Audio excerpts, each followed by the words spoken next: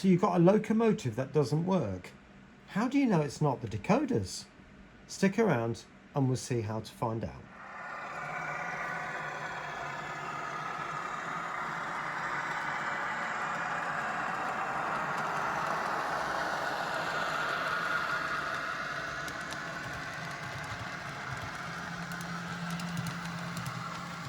Right, good afternoon everyone and welcome back to Piccadilly.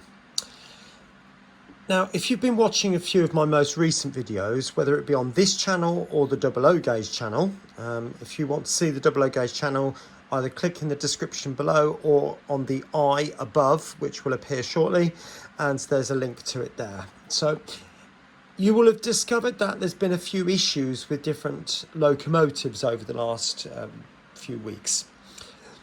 Now, whilst a lot of those are personal to that locomotive, either pickups or poor connections, dirty wheels, the normal stuff, you do occasionally get problems with the actual decoder itself. And you don't always know whether it's the decoder until you're possibly in a short situation. So what I've decided to do is buy a tester. Now, this particular one is made by ESU. Zemo do one because quite a few of my chips are Zemo chips because it's more compatible. I say that, but it's Roco and Zemo do tend to work together with the Z21, so they're going to be ultra compatible, if you know what I'm saying. But ESU chips are perfectly fine with the Z21. I must put that out there. They're absolutely fine. But this one was £40 and the Zemo one was £60. So I understand that this one will do exactly the same job as the Zemo one, so I can't see the point in spending an extra £20 on something that will do exactly the same job as this one. So anyway, let's get it out of the box and have a quick look. Now, I don't want to spend ages on the packaging, but it's obviously in multiple languages there, and that first page here is in different language. I'll pause it if you did want to read that one. And that page there, if you want to read that, have a quick pause. That one, again, have a quick pause if you want to read that. And the back is obviously a description of what each of the different parts. And then there's a table of different decoders, I understand. Okay, so you can look at that if you want to. But let's have a quick look at the machine itself. Now, starting with this plug here, I understand that this is a connection plug to another board that you could put in for decoders which are in larger scales, so G scale, that sort of thing. I understand that's what that's for. This here is your power in, these two parts here, and you get this little plug which just slots into there. Perfect. So you can put your wires in there and tighten down on these two bolts at the top, or if you prefer to have a more permanent connection, you can solder wires to that. Coming around the corner, you've got your standard 8-pin, and that's the Hatton's decoder that I was using on the Prairie initially, if you remember that. Then you've got the 6-pin decoder, which on mine is that one. Okay, I haven't got all of these, by the way. Coming round here, you do have a 21-pin decoder, which is that's a Dapol Imperium, which I had in the Dapol 121, which I haven't really introduced to you yet. I will do shortly because I've just put some sound in that. And then, which is becoming much more common with the N gauge, is a Next 18, which is that one. See how tiny it is compared to the, if I put that together with there's the Dapol Imperium and the Next 18 next to it. So they're absolutely weeny, these Next 18s. And coming around further again, you've got Plux 22, which I do have one, but it's inside the Dapol the Bachmann 158, and I'm certainly not going to take it out for that. And you've got this Susie It does stand for something and I've forgotten what that means. Here you've got the speaker selection, so you can either have your speaker off or set it to 100 ohms, which certainly would not be appropriate for 00 or N gauge. You need to have it set to 8 ohms. That's very important that you check there. And obviously there's the speaker, which is just a little sugar cube speaker, I believe, in there. And then you've got your motor, which does turn just there. So that's going to be very, very useful. Now, before I go any further, I have said this before, and we will be doing all the experiments today on the Z21, but obviously this is a Hornby Select, but it will prove the point I'm going to make.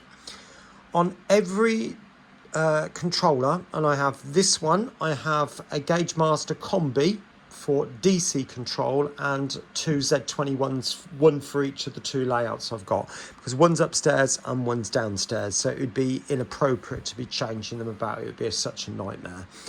Now you'll notice I use these terminal blocks, these things, which you obviously cut to the size you want. You just chop them off, and I got that from eBay. Do be careful though if you choose to buy some of these from eBay, because some people just sell that bit and you don't get that bit, but these are useless without the two together. You can have some of these just normal ones and still use these plugs. Obviously you'd need to tighten down the screw ever so slightly so it just grips, if that makes sense. But I always put one of those on every controller, and then obviously one of those onto the output end, so that I'd be a layout, this, the rolling road, which I've recently got a hold of. Actually, that's a good point. I can show you the cable on that. So there's the wire on the rolling road. Again, it's got all of those fittings. So why do I do that? Because it's quick and easy to plug and play. Now, this is a nice little one that I made up as well. If I've got a locomotive that I can't, well, more for the N gauge really, I just want to clean the wheels, I turn it upside down in the cradle and then just touch the wheels with these two wires here, and that gets the wheels turning, and I can easily clean the wheels with just that little device there. So anyway, let's get on to what we're doing.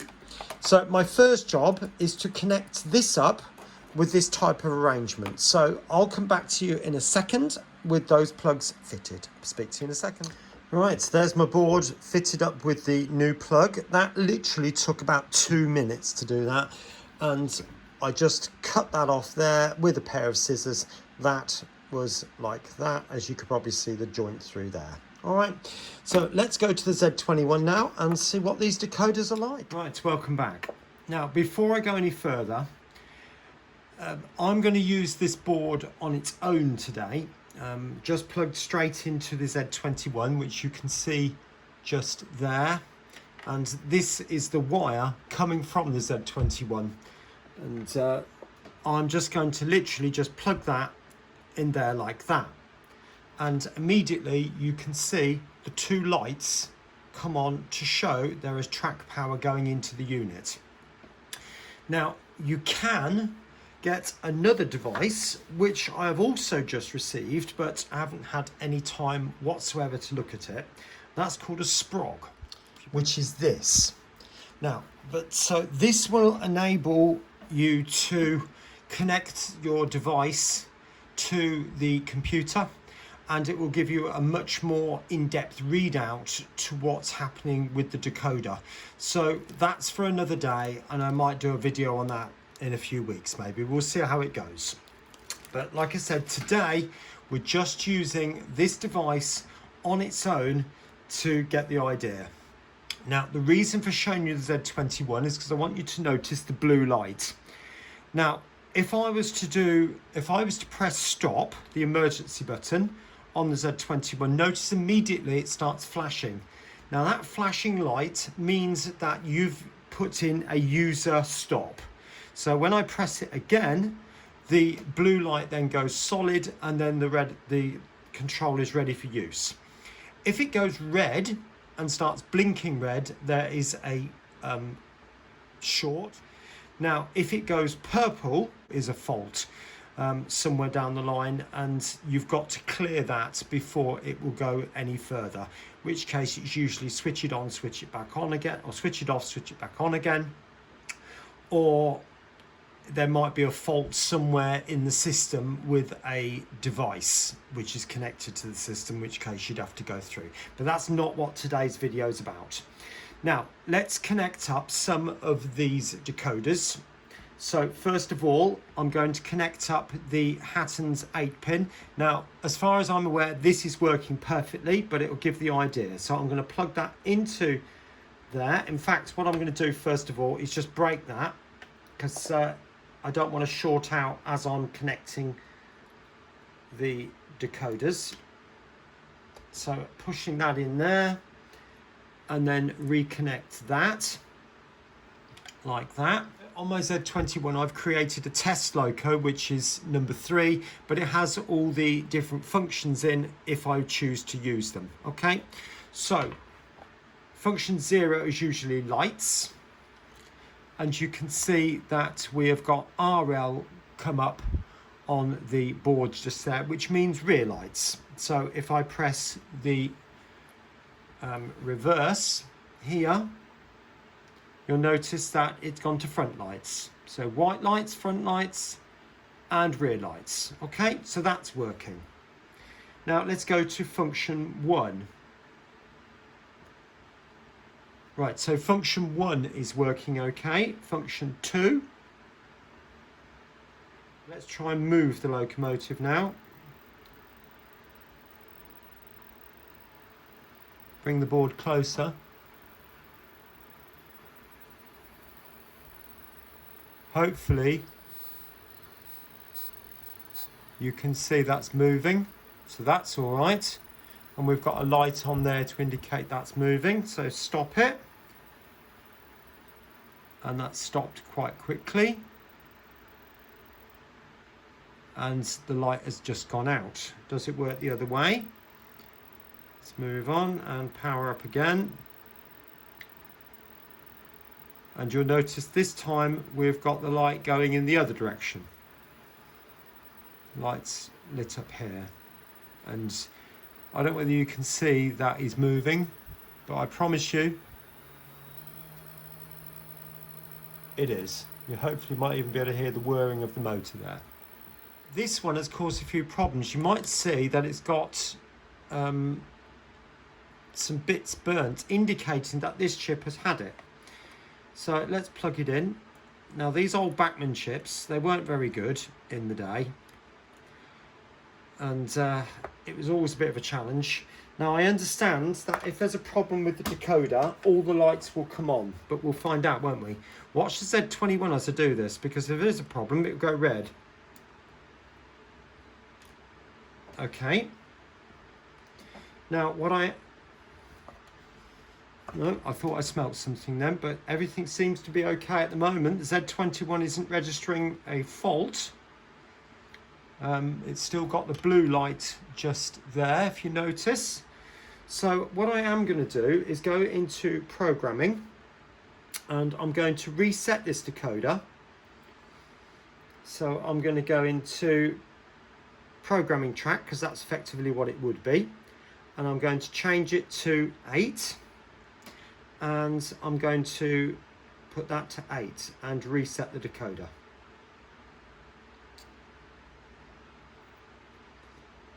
Right, now we've got some lights flashing. The lights functions are flashing. So let's go back into the test loco and see if we've got any control at all. Now it's gone red. So there is an issue with this decoder. No, it's not getting hot, but that decoder clearly is damaged and faulty. I mean, obviously, like I said, with the casing, it's melted. These decoders weren't the greatest by any means, so that's ready for the bin. Now let's have a look at the next 18 decoder. I'm going to reset the Z21. Now I've disconnected that. pull that out. Now these next 18s, you've got this little plug on the back there, and if you notice, there's the arrangement just there. So you just have to be very gentle, line it up and just push, and they are fitted very, very easily. So reconnect this. So far we've found, of the 4, 1 is good, but the 6 pin is not so good. Right, let's go for a reset, which I'll show you in a minute. Right, welcome back. Now, when I did this, I had 4 lights come on down here and they were solid, and I tried to turn them off actually. What I found was if I press that, 3, and then 3 goes off. If I press 4, it doesn't want to come on now, does it? I'm pressing 6 and 4 comes on. So I don't quite know what's going on there. Probably something to do with the function mapping of some description or another. But generally speaking, if you press one function, you should press the same key to turn it off. But let's have a check of this one to make sure this is working okay. So again, you can see the motor's working all right there. Check it the other way. Motor's working all right there. You can see the light flashing. Z21 seems to be happy. Function 1, yeah, no problem. Function 2, yeah. Function 3. Now that might be one of the ones. Let's try 5. Yep, 3 comes on, so that's under 5 for odd reason or another. I think 6 was operating number 4. So I don't know what's happening with that. Don't ask me. It seems very odd to me. But this clearly is working all right. So last decoder, which is the 21 pin, which as far as I know is absolutely fine.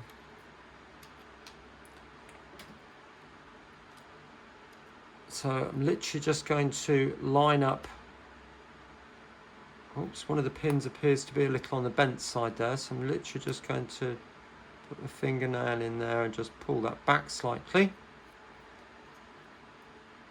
Push the decoder onto the pins and push. So that's pushed it home now. Connect it up to the Z21. Now you might say to me, John, you could do all this in your locomotives. Yeah, you could.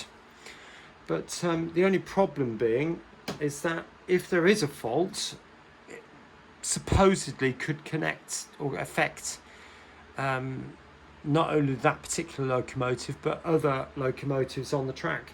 We don't know if there is any damage caused by constant shorts. Now, I did hear one person say a little while ago that it's like a chipping away effect, so a bit like a woodpecker chipping away at a tree. One chip doesn't, with the beak, it doesn't make any impact whatsoever, but if you do 100 chips with the beak, it's going to make some dent into the side of the tree. So I hope you understand my analogy there. So if a decoder is constantly being eroded, I don't know what the eventual outcome of that would be. I try to buy good quality decoders now. I mean, I know this Hatton's one was a cheaper decoder, but it's really as a stand-in period. If I've bought something and I intend to buy sound for it, this will operate the locomotive for a short period of time, and then when the sound decoder comes, that takes over and this goes back into storage again. Certainly for the N gauge, buy the Bachmann ones or Zemo ones, but ESU ones are perfectly brilliant. Lens have also had, and they're perfectly brilliant. There are other decoders out there, obviously, but I personally would avoid the cheaper ones. Some people have had success with a certain brand which costs about £10. I'm not going to name that brand, but I haven't, unfortunately. I bought 4 of that particular decoder and every single one of them failed. so I certainly won't be buying any more of those. But I suppose it depends on your controller, and it depends on all sorts of circumstances. You might buy a cheaper decoder and it matches your controller perfectly, so you just don't know, do we? But anyway, this last one, is this working now? Well, you might be able to hear that, but we've certainly got a solid light there. Stop it. Stopping quite quickly, and reverse. Taking it slowly this time. Lights, different directions. Yeah, that seems to be working. Function 1, yes. That's all right. Function 2, yes. Function 3, yes. Function 4. I think this decoder might only have the 3 functions on it, although it's supposed to be 6. Let's try a different number.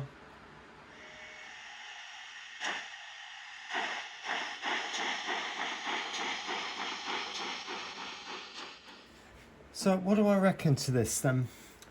I think it's going to be a very useful device, and it certainly will allow me to check whether a decoder is working or not, which sometimes if you've got a loco that doesn't work, there's always the possibility that it is a faulty decoder, and you end up keep searching the locomotive, only to find that actually it's the decoder after all. So this will be a perfect way of checking that, and because obviously it allows you to operate all the different functions, and you can also put a sound decoder in this as well to check that. I don't have a spare one, unfortunately, to check without taking it out of something I've already fitted it to, which I'm not prepared to do, to be honest. But so I was kind of hoping it would give me a bit more of a readout, but when you look at it, it's literally just a PCB and with the connections on it. So I was probably expecting a little bit too much, but when I'm hoping to get it connected up to a something like JMRI on the computer, which is a downloadable program, I understand, and I also understand it's free, I believe. I don't think you have a trial version of that, so that will be good, and to check that out, because I think it would be much better when there's a more detailed description of what's going on, so that will be nice to look forward to. But for the time being, it's good to just check a decoder outside of the locomotive, and at least you know that it perhaps isn't the locomotive that's at fault after all. So we'll take it from there. All right, anyway, so I hope you've enjoyed this. The top video will be the last one from the N-gauge layout, which was making a scene from downloadable kits. And the other one, because this is going out on both channels, is going to be from the 00 gauge layout, which was all about the Hornby Prairie and the fun and games we had with that. So take care of yourself, and we'll see you again soon. Bye for now.